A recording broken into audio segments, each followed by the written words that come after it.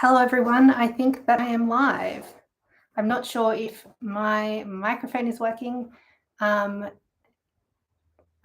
hope it's working. But hello, everyone. My name is Brin.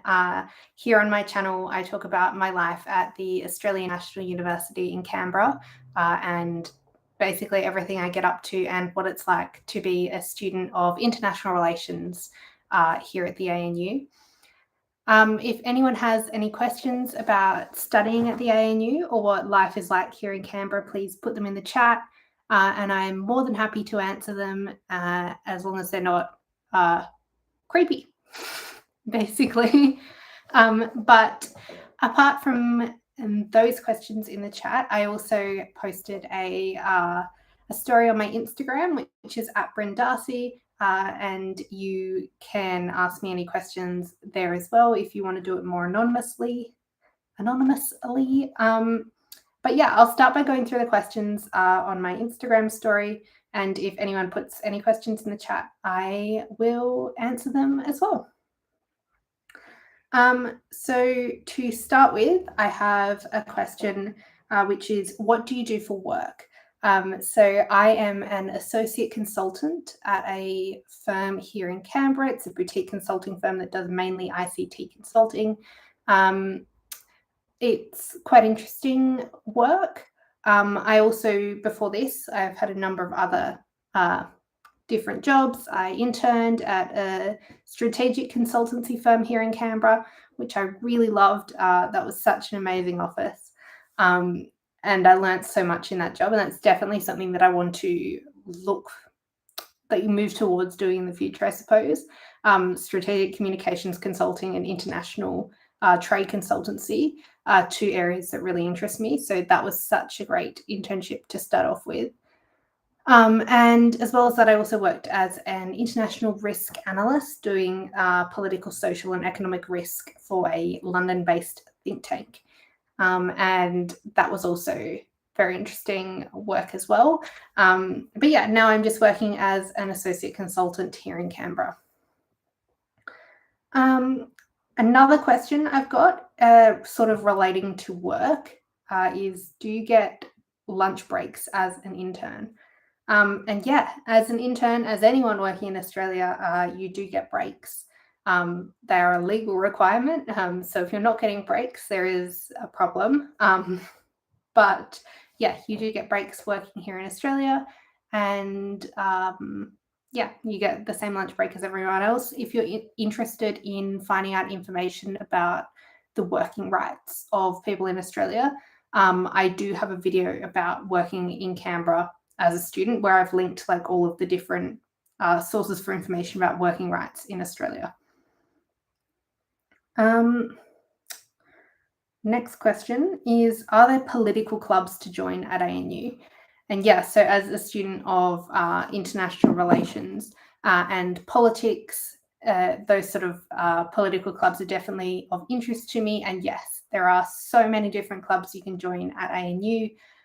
There's lots of like truly political party-based clubs. Like there's, we have a Young Liberals club, we have a Labor club. I wouldn't hesitate to say there would be a Greens club as well. But we also have broader ideological clubs. So we have a socialist club at the ANU, which is a fairly vocal club. And we just have lots of other sort of some politically aligned clubs, but also just clubs that fit into whatever your ideology and interests are. I think that finding a club that interests you and has offerings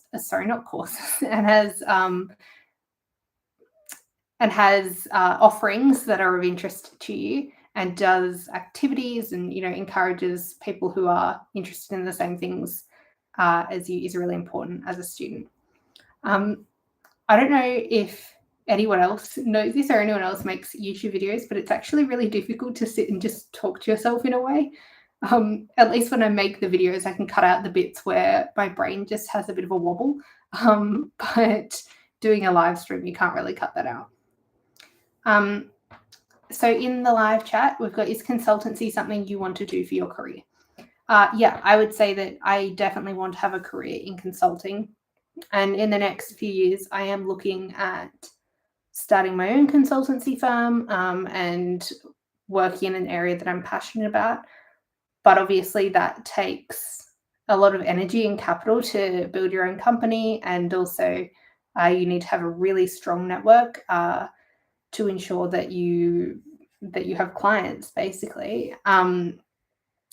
So yeah, that's definitely a future thing, but I am really interested in committing to consultancy in the future. I think that one of the interesting things about doing like a Bachelor of International Relations or a Bachelor of Politics is that you have so much opportunity as like where you can head after you've got your degree or even while you're doing your degree. I would say that, in consultancy as well, they're looking for not only people who've done straight business degrees, but also people who've done a really wide array of degrees, because you can bring insights that other people can't necessarily bring. So I work with people who have backgrounds in ICT. I also work with people who have backgrounds in engineering, computer science, basically anything where you have to think for yourself. Lots of jobs in consulting are for you. I think as well as we're moving towards sort of a more technologically driven consulting, like change management and transformation, I think that more and more they're looking for diverse candidates, educationally diverse candidates, as well as all of the other kinds of diversity as well, but especially educationally diverse candidates, simply because you create a stronger consulting team. So yeah, I think that consulting is definitely the way forward for me, and I think that thinking about doing consulting is a great thing for people who are doing a wide variety of degrees, especially the ANU. We do have a really strong consulting club at the ANU, and we also have the 180 Degrees Consulting. I think they're a not-for-profit consulting society. So yeah, I think that doing consulting, especially in Canberra, is a great path for students of the ANU. Just going to check to see if there's any more questions. How's everyone's weekends going? I hope everyone is having a nice weekend anyway. Next week is the start of O Week at ANU. Well, next week, tomorrow, is the start of O Week at ANU. And I will be heading down to campus, I think, probably on Monday, Tuesday, and Wednesday. At least one of those days I'll be there, probably Wednesday. But yeah, I hope you guys are excited for the start of term. I'm definitely excited. I only have 3 courses left of my degree because I accelerated it beforehand. So I feel like this semester is going to be a lot more relaxed for me because in 2021 I completed 13 courses. You're meant to complete 8. That's like a normal amount, and I did 13. So that was 2021 was a crazy year for me educationally. And I was also working as well while doing that. So this year, it seems like I've almost got too much free time in a way, which is definitely an odd feeling.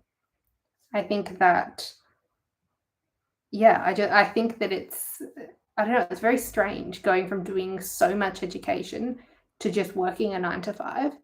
I'm quite lucky in that I do my consulting work from home mainly.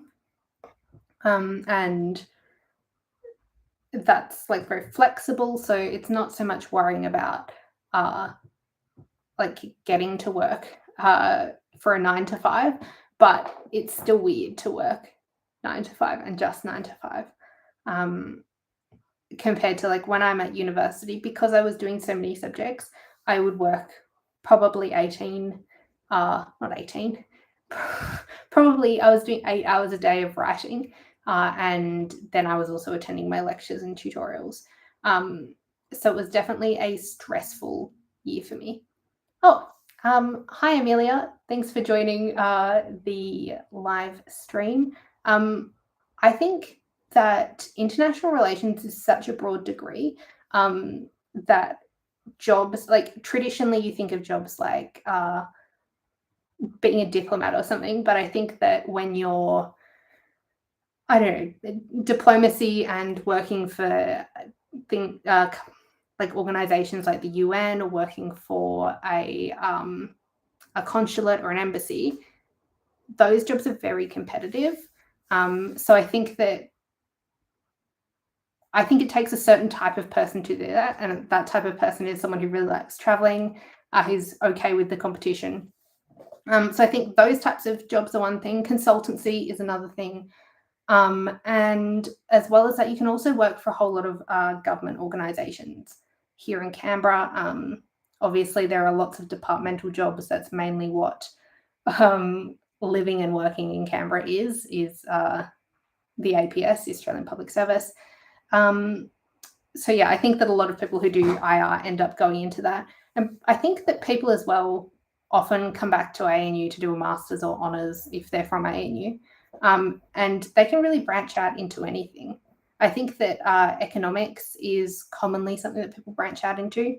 But yeah, broadly, I would say people either work for the government or go into some sort of private sector consultancy or research, or something like that, I would say. Yeah, so I'm excited to continue working this year while I'm studying. But as I said, I have 3 subjects that I'm doing this term. I'm doing one about like language policy and assessment, and how policy shapes, how policy shapes language and how language shapes policy as well. And as well as that, I'm also doing 2 1,000 level courses just because I'm a little bit lazy and just want to get my degree over and done with. But I'm doing one about introduction to Asian politics, and also like a European history kind of course thing.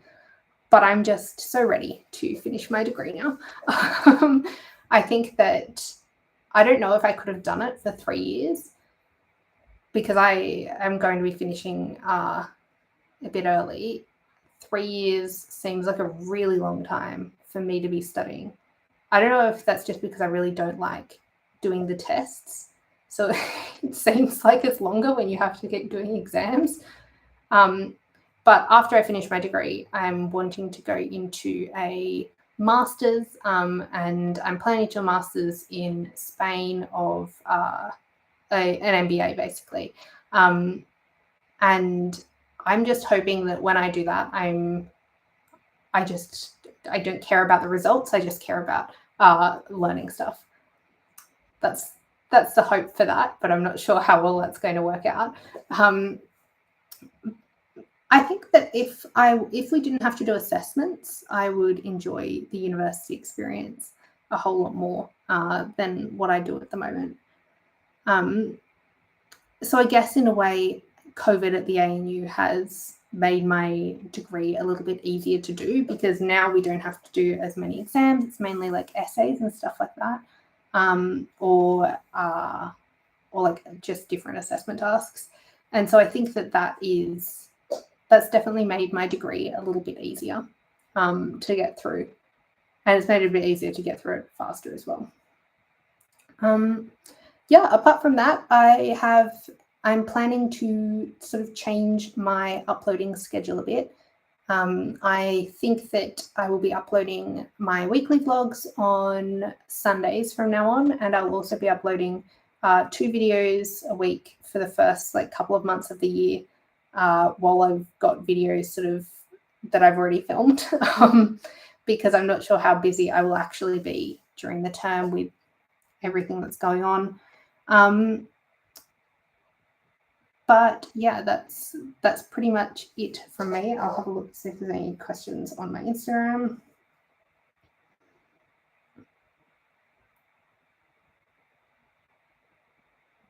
I've got another question, which is, what are the future steps for your career? So for me, in my particular career, I have a couple of different paths that I could follow. At the moment, I am really looking forward to going into more sort of international trade consultancy, and also cross-cultural management consultancy. And so I think that I have a couple of options. One is to work for sort of an international consulting firm like Big 3, Big 4. But I don't know if I would be able to handle the stress of doing that, because that's like an insanely stressful job. But that's a possibility. I could continue working for a boutique firm like I'm working for now, which gives me a bit more flexibility and support. But obviously, less people internationally know the boutique consulting firms in Canberra. So that's the downside of that. Or I could move towards doing more freelancing and having my own consulting business. But that, as I said before, that's something that takes a bit of time. That's not just simply rocking up one day and being like, yeah, this is what I'm going to do. That's a lot of networking, a lot of energy and time and money goes into starting a business. So yeah, those are probably my 3 broad options of what I can do. At the moment, we're waiting on confirmation of where we're going to be in 6 months' time. So we're potentially leaving Australia in July. We're just waiting for confirmation as to where we're going before we fully disclose anything. But yeah, it's what I end up doing depends a lot on where we are, and how difficult it is for me to find a job there if we don't speak the same language as the people there, whatever it is. Yeah, that sort of is what's shaping where I'm going with my career at the moment.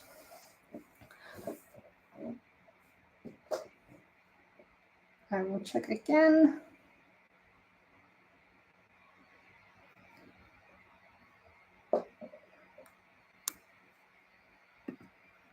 Okay.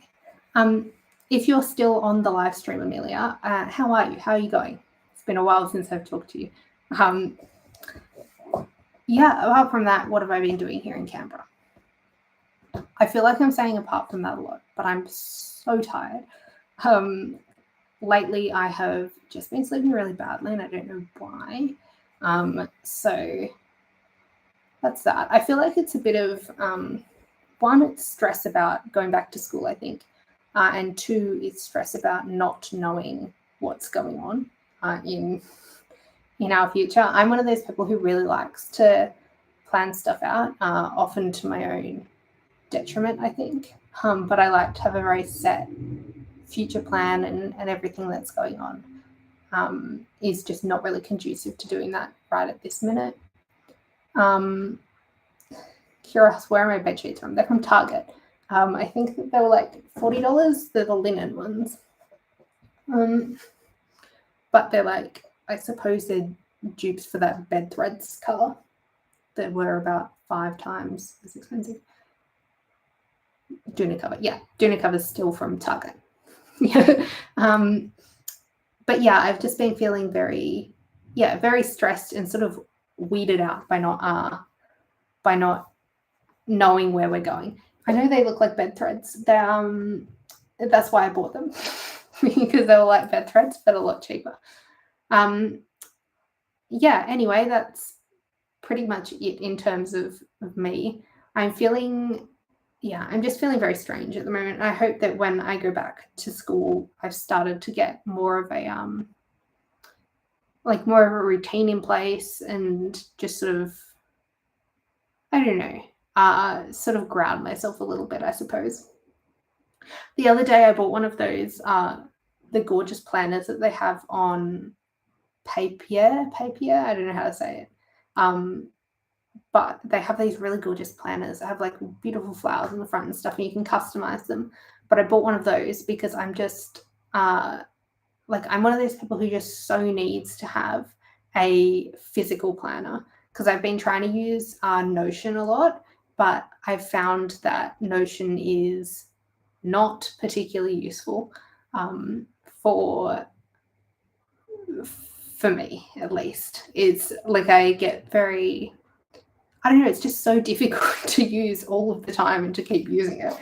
So yeah, I find that I often don't update my Notion thing.